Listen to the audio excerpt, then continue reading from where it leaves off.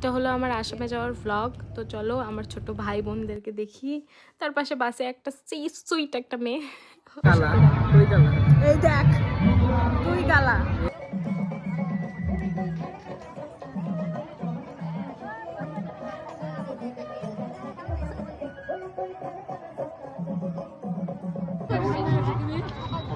Hello guys, এটা আমার বুনু।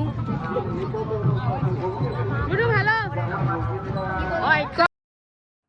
তো এখন আমরা খেয়ে নিব, ভান্ডারাতে এসে গেছি।